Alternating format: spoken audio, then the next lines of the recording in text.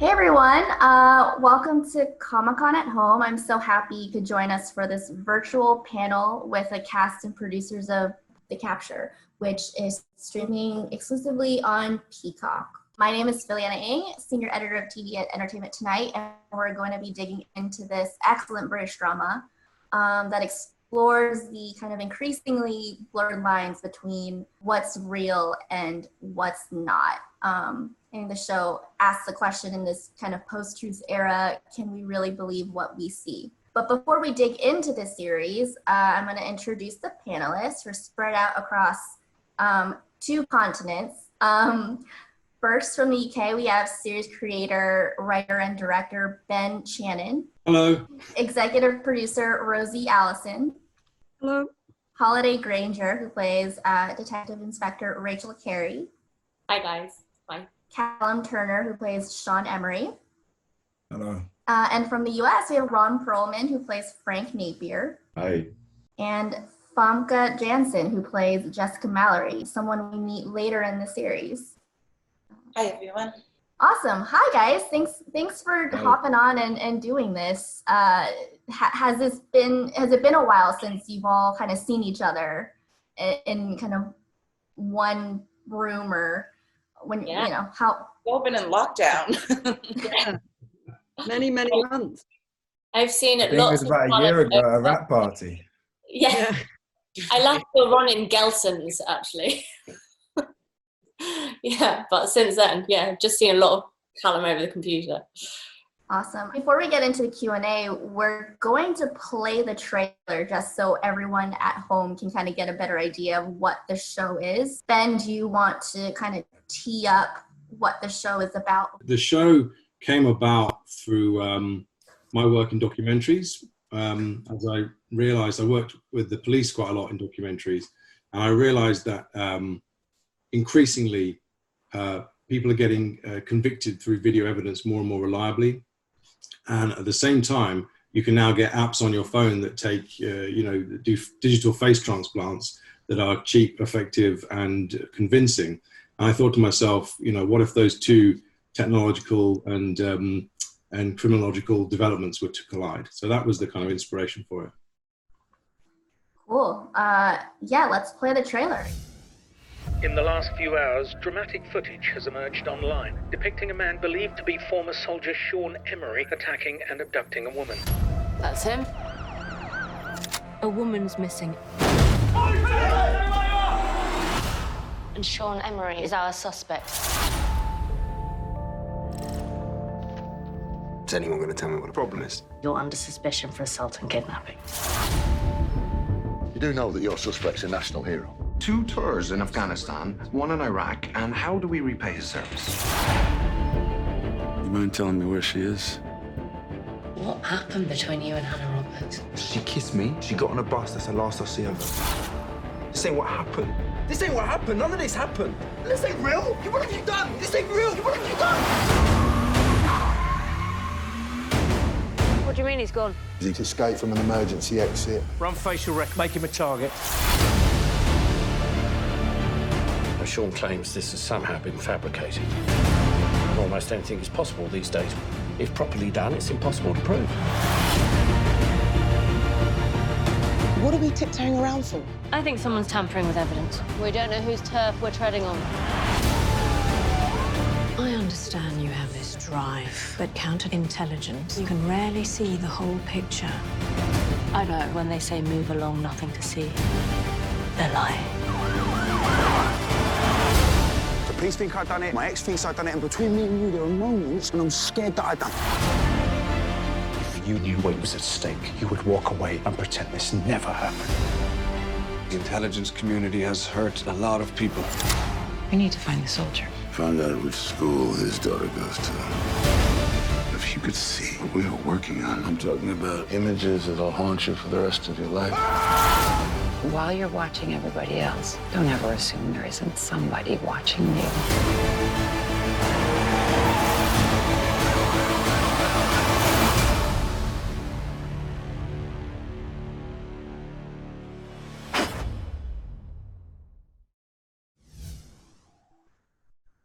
Nice trailer. I mean, I'm getting anxious just kind of like after that trailer. How are you guys feeling? It's so good to see it again. It's been so long. It made me feel really excited.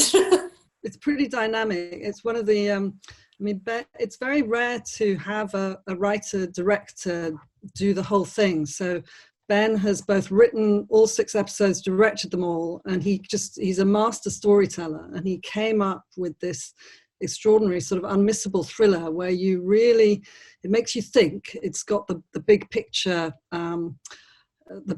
paranoia about the uncertainty of digital manipulation, but he also was very sure to make you feel as well. And so he's got these 2 fantastic lead characters, Sean the soldier, who's caught on CCTV apparently committing a crime which he denies, and then Holliday, the detective, who begins to investigate and unravel the truth of what really happened and is our sort of eyes on the moral maze of the story. But it's all credit to Ben, so I should stop talking. But it's really rare to find this master storyteller who can do all these things and bring them together.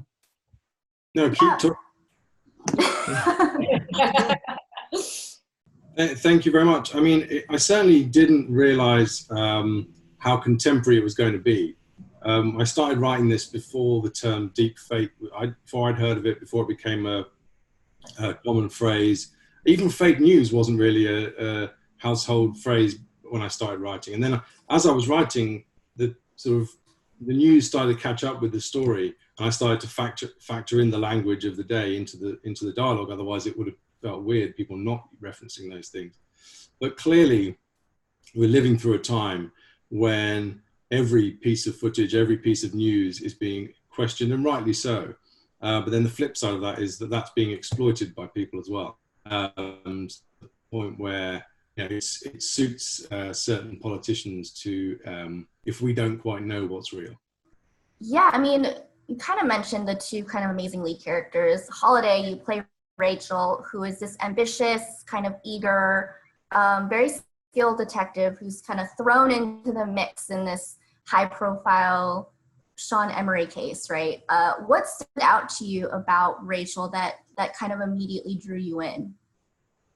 I kind of loved that when I first started reading the scripts, I didn't know if I liked her or not, and that it was a sort of, because she doesn't really care. It's like she's there to do a job, and she's ambitious and she wants to do well and prove herself, and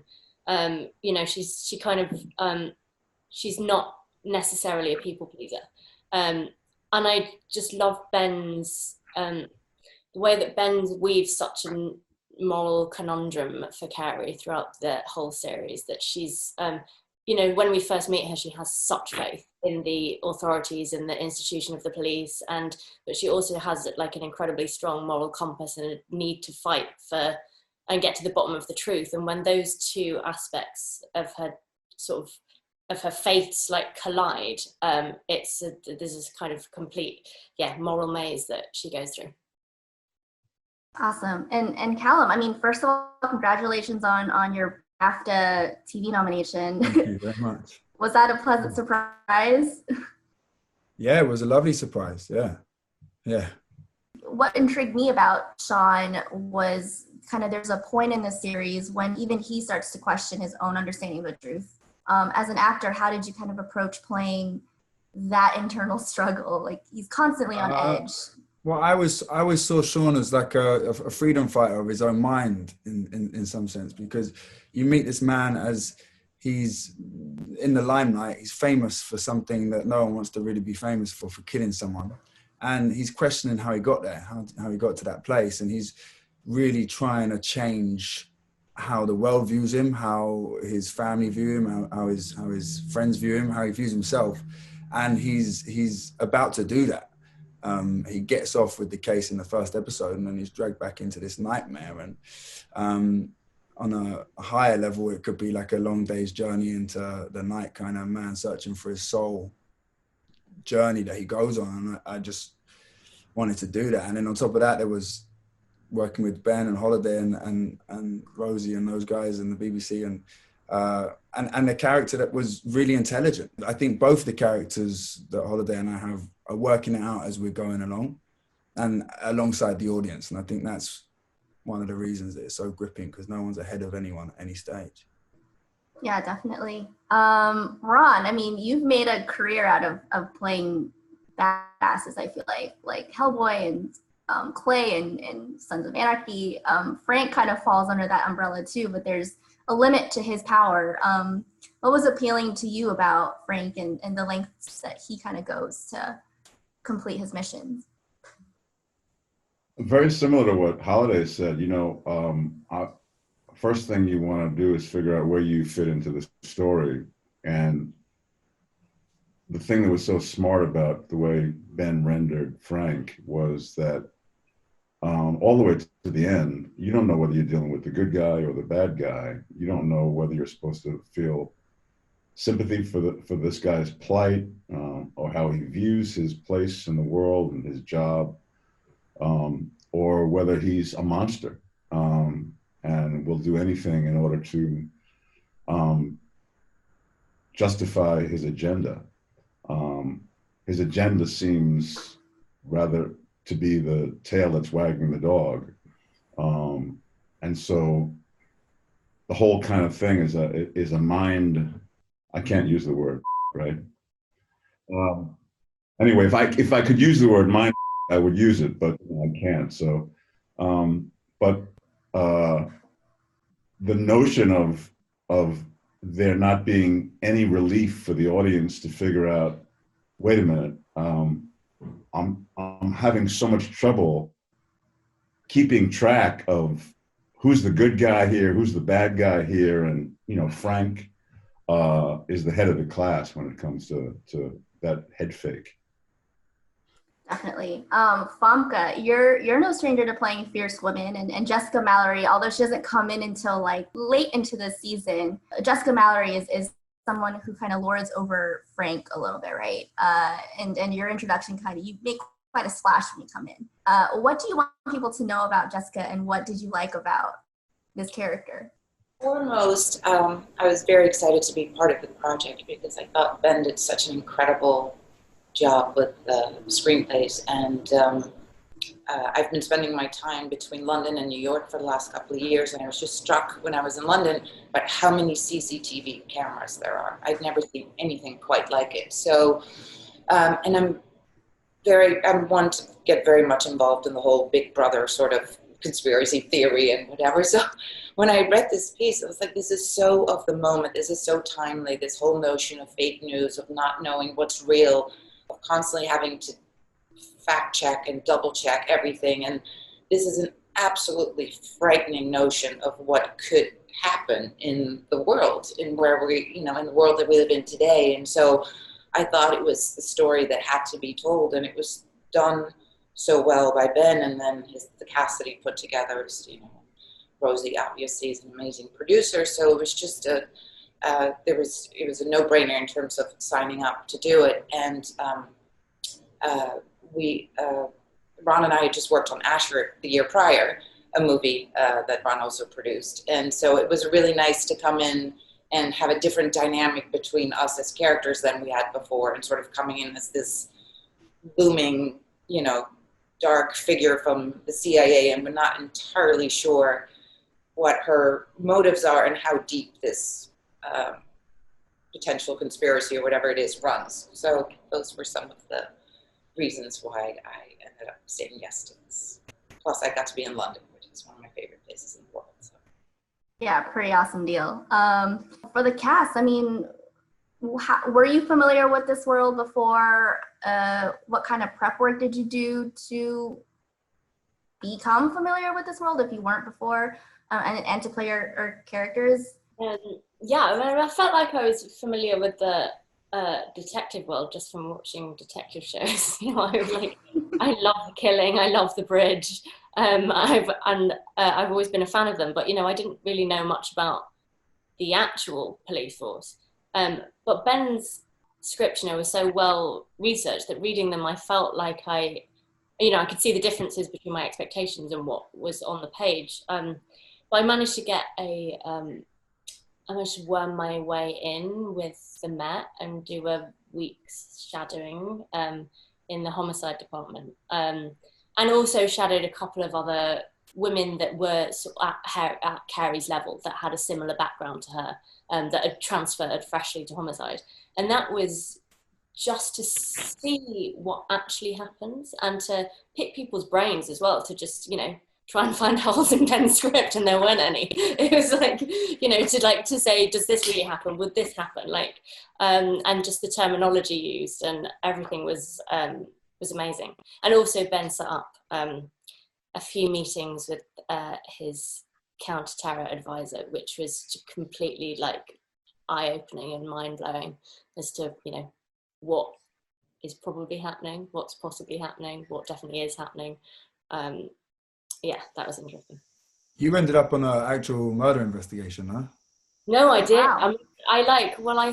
There were three. What I was surprised with is how many a homicide detective, how many investigations they cover at the same time. And one of them was a cold case that was in my area, and I ended up she'd not been to the crime scene before, so I ended up on a walk around of the crime scene in my local area. And because I knew the park better than them, I was just like, oh, no, this is the quickest entrance. This is the nearest entrance to the pond, and these are the woods. And felt like I was I was determined I was going to solve that. They were still looking for the body a few years later, and I still think when I walk through that park, I might come across it. Wow, that's amazing. I mean, Callum, what kind of shocked or surprised you in kind of researching surveillance culture and doing research to get into this world? The thing that actually shocked me the most was how much fun soldiers have when they're on tour, and how much enjoyment there is, and how it becomes quickly their normality. There's, I guess, being so close to death all the time, you have to live every moment as it comes, as if it is your last moment. Your friends are dying. Not everyone's dying all the time, but people die around you, and you are close to that. And that was the thing that surprised me the most. And then also I did some weapons training, which was interesting, and some surveillance stuff too. Did you ace the weapons training? Why was it interesting? Why was it interesting? Because they're so powerful and loud. Shooting a sniper it's quite an intense experience. And I hadn't shot, I'd shot handguns before, but I hadn't shot a massive, it hurts, Your surveillance training sounded intense as well. Yeah, my surveillance training. I think I'm a bit jealous of you for that. I think I want to go and do try and dodge. You should do it for the next. Yeah, maybe I should. You should hook that up. Yeah. It was a lot of fun. I ended up following people around London, trying to avoid getting caught, and then trying not to get caught going around London. It was a lot of fun. Wow, that's amazing. I mean, for Ron and maybe Famke, to me as a viewer just watching this show, I found myself kind of trying to crack the code on who was actually good, who was evil, who was telling the truth, whose story I actually believe. Did you find yourself kind of doing that as you were reading the scripts and as you were kind of filming? That's one of the reasons why I signed on, because it is really, it was a page turner, and it's in the same when you watch it, it's constantly, you're constantly questioning everything and everybody. What is the truth? And that is something that we're just dealing with on a daily basis today. It is so absolutely of the moment. It's so timely, this show. So that is incredible. I wish I had been able to do any kind of on the ground CIA type of, but I have no connections there, because that would have seemed fascinating to be, with people like that. Next time, one day, hopefully. Yeah, I feel horrible that I don't have great stories to share with you about my research and stuff that Callum and Holliday were talking about ride-alongs and shadowing. I wish I had. I realized that I was joining a world that I didn't know a great deal about, in terms of, the internal administrations of how things, responsibilities are handed down, and what one does in the name of pulling one's weight. And so for me, it was deferring completely to Ben. This was his world. He had a very strong notion about not only the world that I was occupying, but also how he interacted with all of the other areas of law enforcement. You know, all of the areas of law enforcement are represented in the show. You have local, you have state, you have federal, and you have international. And, you know, where Frank comes in is like, you know, he's a stranger in a strange land. He's an American operative in the UK. So immediately everybody looks at him side-eyed and suspect, and as if he has some sort of a strange representation of some diabolical thing that exists on the other side of the pond. So right off the bat, he's being regarded askew. And then you meet him and you realize that's very justified. That, you know, people should be suspect of what America's interests are, and what particularly what this guy's modus operandi includes, in the name of keeping people safe. Where does that concept end, and some sort of personal agenda about human rights begin? And so that's the exercise of Frank. And for me, it was an exercise in deferring to the filmmaker, the guy who wrote the thing, and the guy who was going to actually, you know, get these performances out of us in order to realize his vision. And that was everything to me. For the actors, I mean, how has your role in this show kind of changed your view on surveillance, and has it made you more aware of cameras and made you kind of more protective of your own kind of personal privacy? I've definitely started noticing cameras more than I did before, and they're incredibly private as a person. I don't do social media or anything that, you know, just to protect my privacy. Everything is turned off on my phone in terms of location services and all of that kind of stuff. But just knowing the ends to which people can go and how incredibly complicated it is in today's world to have any type of privacy, and what you do and say can be used against you. And then with manipulation of existing footage makes it even more frightening to me. It's almost like all of the care you take in preserving your privacy. What this show did for me was say it doesn't really matter what you do. They're listening and they're watching, and they can do anything that they want with that information depending on what kind of mood they're in at any given time, or depending on who's sitting in the seat of power, which comes into play in this story as well. You know, we have politicians in high places and all around the world that are telling you didn't see what you just saw. Those are our leaders. So what kind of a shot do we have at maintaining, you know, some sort of a real perspective? I think the timing of Ben wanting to tell this story is just phenomenal. One of the things that comes through so clearly from the show is that we all know the phrase "Big Brother is watching you," but what Ben's done is taken it to the next level and said, Big Brother's not just watching you; he can do all these different things with your, you know, it's the digital manipulation element that is really scary and is the next step in personal paranoia. Yeah, I mean, that kind of leads into my next question kind of perfectly. Like, has your paranoia kind of grown as a result of being part of this project? Well, 1984 and Brave New World are two of my favorite books. And I know Ben loves them too. And what's so brilliant about this show is it stays true to the conspiracy thriller nature of it. You know, the parallax views and is it 3 nights on the condo? 3 days on the condo? 3 days of the condo, yeah. 3 days of the condo. Those kind of movies, and it stays true to that and takes us on the journey. It's also, I think F4 is kind of like Rambo First Blood. I don't know what you think, Ben. I love it that it didn't occur to me when I wrote it, but when you said it, I thought, yeah, okay, that's a good movie. It's another 70s movie, right?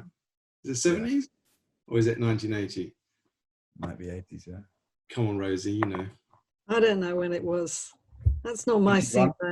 Late 70s, possibly 1980. But it's that sort of. I would add blow up, and blow out to the list of films that inspire this. The conversation. Conversation. I was just conversation. Yes. Yeah. I mean, to have those movies as your inspiration, you know, and put it into today's world. Mm. Yeah, and there is just that whole thing that we've all grown up thinking that there is such a thing as documentary evidence, and it's a gold standard. And now we're in an age where we just have to accept that documentary evidence just ain't documentary evidence anymore necessarily. I'm going through this really weird period where I just find the notion of how much information we have access to and how much is just being poured on us on a daily basis because of the 24-hour news cycle and social media and things, ways of getting us tidbits of situations that are so outlandishly unjust that you can't do a thing about. So, you know, at what point do you completely turn off? At what point do you become cynical? At what point do you give up?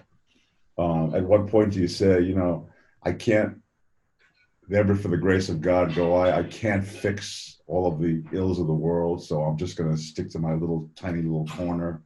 You know, what's that great line? You know, I'm going to just sit on my little couch and watching my little 60-inch TV and just leave me alone. Let me have my beer. But yeah, it's overwhelming. I mean, for me, I didn't even know anything about the concept of CCTV until I read the script. Then I arrive in London, and every time I looked up, somebody was looking back at me. This is something that I hadn't even begun to, you know, fold into my consciousness. Because you guys don't have anything else to worry about. I mean, you know, now what do I do about that? You know, as if I don't have enough to worry about. Well, yeah, I mean, because this is Comic-Con and many of you have kind of ties to big franchises like X-Men and Hellboy and Fantastic Beasts, I have to ask, like, what do you guys geek out over personally? Like, what is your kind of big nerd obsession? I'll start with Holiday. What do I geek out over? I mean, I think you already said it at the beginning, like, so it was like detective shows. So like The Killing, The Bridge, Luther, Crime Suspect, yeah. To name but a few. Yeah. Documentary series, that's mine. Love them. I still geek out over Cary Grant. I'm sorry. Doesn't. That's my, you know, black and white 30s and 40s movies are my refuge. That's where I escape to the notion of a more ordered world, less self-indulgent world, a more sophisticated world where not everybody was crying in their beer. People were just getting on with it. And the level of discourse was erudite and sophisticated and dripping with charm. No matter what I do, that's where I keep going back to. That's my refuge. Mine's always comedies, and it varies in its in my watching. I'm watching a lot of Modern Family right now. I love that show. And Ben and Rosie, what about you guys? I geek out over Hellboy, X-Men, Fantastic Beasts, Harry Potter. Wow. Seinfeld is the thing that I've watched all my life. I continue to watch it. I watch it with my family. Throughout lockdown, it's kind of kept us sane. There's not much better than eating a pizza and watching Seinfeld. It's a good shout. In time of sorrow, I turn to Gene Kelly. He's my go-to particular numbers that I watch over and over. But I did just watch Normal People twice. I enjoyed that so much. The that show. Series on Hulu. Yeah. Awesome. Well, lastly, before we wrap, I mean, one thing the capture gets at is that the truth is very complicated, right? And extremely layered. And the show also kind of raises very important moral questions.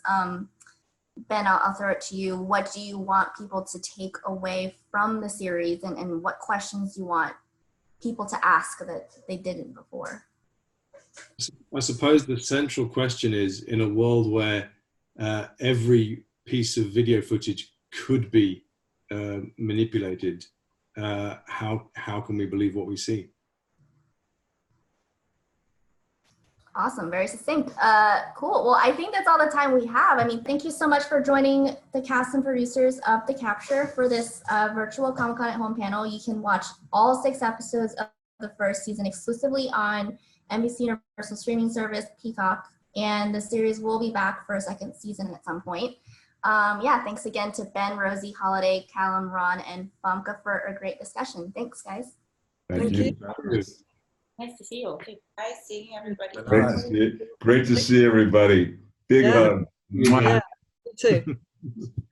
Lots of love, guys. Lovely painting, Famke. Lovely painting. Oh, thank you. I just finished it, and I had to cover it there, so I had to improvise and cover the painting that I didn't do. So I thought, let me just put that. So this is painted by you. How lovely. Yes, I paint. It's what I've been doing in lockdown for months. It's wonderful. Such a great hobby to have. Beautiful. It's really beautiful. Yeah. It is beautiful. Yeah, great. All right. Nice seeing everybody. Have a Nice. lovely day. Bye. Guys. Bye.